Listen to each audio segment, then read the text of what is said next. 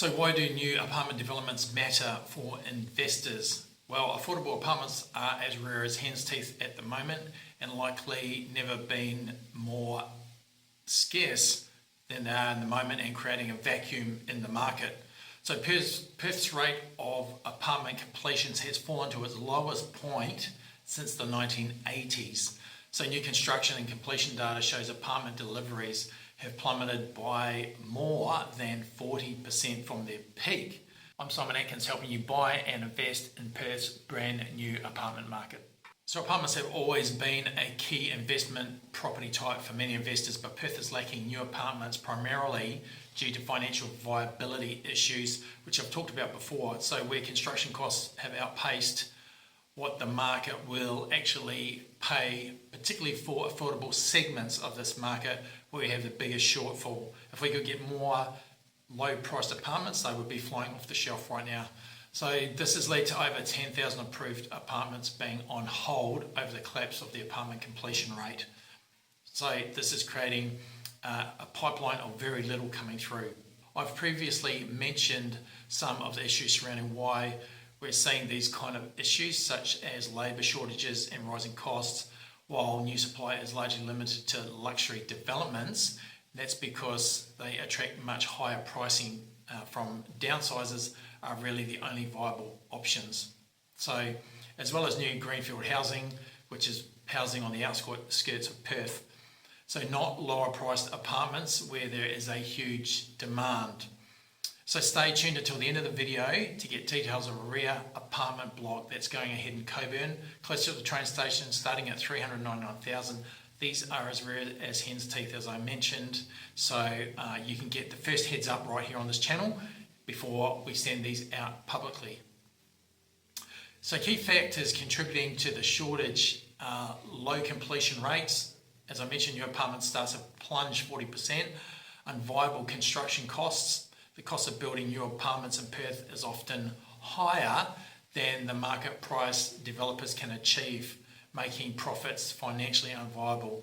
So that's why, even though you might see some of these projects with some site works there, looks like they're about to start building something, quite often they don't go ahead. Even when they're trying to make the pre-sales, they don't go ahead and people get their deposits back, and it doesn't happen. And also the focus on luxury. So due to financial pressures, the viable projects are typically luxury apartments, not the more affordable apartments the city needs.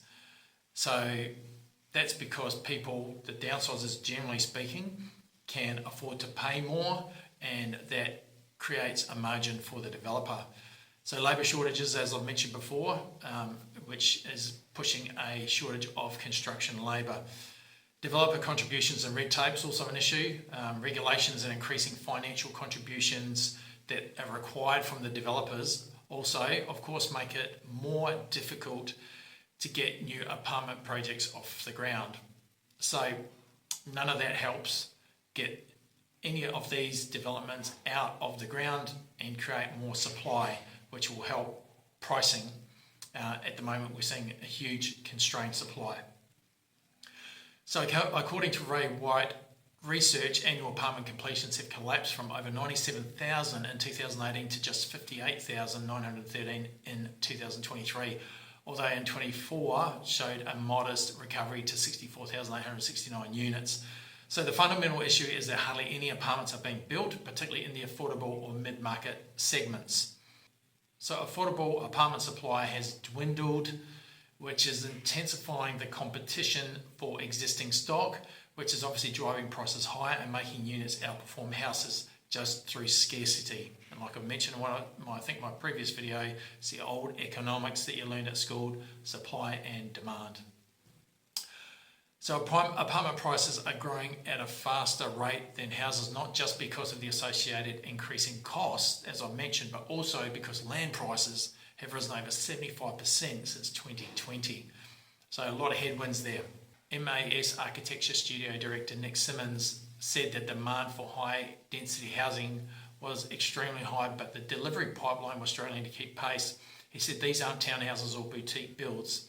We're talking about substantial residential projects with hundreds of apartments, and developers can't find a builder willing to or able to take them on under current conditions.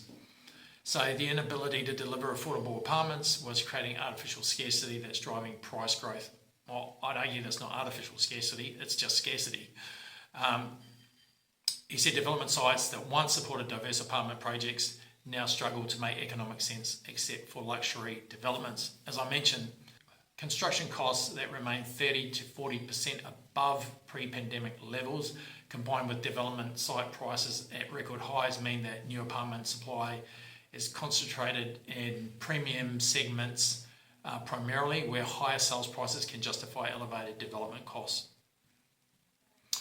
So, apartments have always been a specialised area where investors have been able to buy a lock and leave style property with low upkeep and take it away as a no hassle investment. And the importance of this asset class, can't really be underestimated, because then they provide a rental accommodation for somebody else. And now with apartments growing more than houses and delivering stronger rental returns, it's created an opportunity, if you're an investor, to park some money into a sector where problems, as always, also create opportunity. All right, so where there's a problem, there's always an opportunity on the other side of the coin.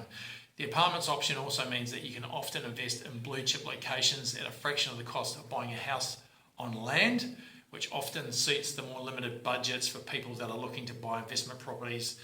And of course, the low land content ensures apartments are generally generate much higher rental returns than houses do, as we're seeing at the moment for sure, and that's generally the case anyway.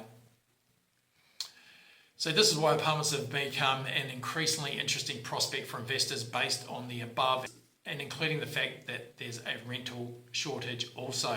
So this lack of supply is driving demand and pricing, and as well as rental returns. So this is an important part of the property landscape, and we need more rentals from the private sector, i.e. people like you and me, buying apartments for investment, because they tick a lot of boxes and that they are often close to good transport links and a high level of amenity, and they also means that they provide housing for someone else, which is exactly why you get the very good tax benefits around an investment property, because the government wants you to invest because they can't provide enough housing themselves. So tax benefits are also very strong in your apartments. It means you can claim the construction and the interior fittings and fixtures, making a large proportion of the money spent on the actual apartment itself as tax deductible.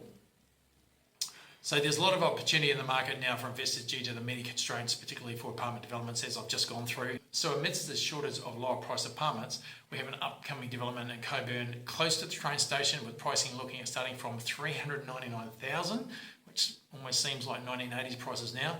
But this is an early heads up. So we have not released these apartments as yet. As always, because you're on my channel, I like to give you the earliest details I can before anyone else via our normal marketing channels and before it goes public.